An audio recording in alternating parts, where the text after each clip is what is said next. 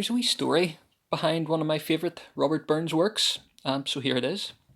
It's the early 1780s. We're in the village of Mauchline in Ayrshire, southwest Scotland.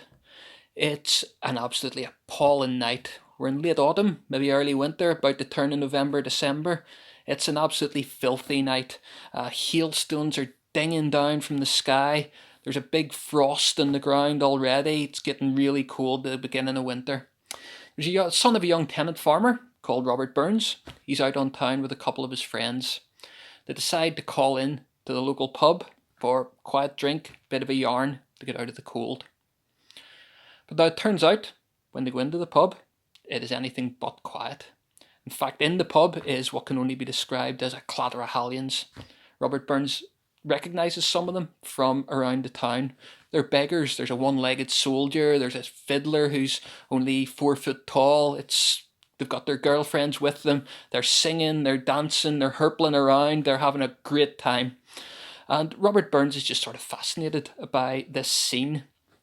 And he watches them. He watches them increased fascination as they get so carried away in their songs, so carried away in their moment, that they start even taking their cloaks off, taking their blankets off and their clothes, their coats, giving them over the bar for that last drink, for the extra drinks.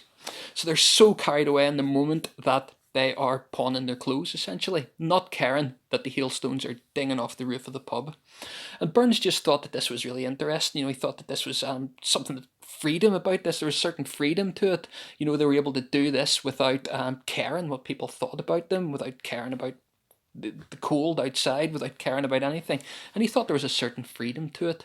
So he wrote a poem about this, or he wrote a work about this. It's called Love and Liberty, sometimes known as the Jolly Beggars. But we'll give you the opening to it just now, which describes the beggars, and it describes them in great broad Scots. And I think that's what I really love about this poem. It's full of brilliant words like cranrach for the heavy frost that you get in winter. So here it is. When lyart leaves bestrew the yard, or wavering like the bocky bird, bedim cowl boreas blast. When hailstains drive we bitter skite, and infant frosts begin to bite in hoary cranrach dressed. A nechtadine, a merry core, a randy gangrel bodies, and pussy Nancy's held to splore to drink their aura duddies. Will laughing and quaffing they ranted and they sang, with jumping and thumping the very girdles rang. Okay, folks, that's it. Whatever you're doing in Burnsnecht, Corgudian, fair fa you friends.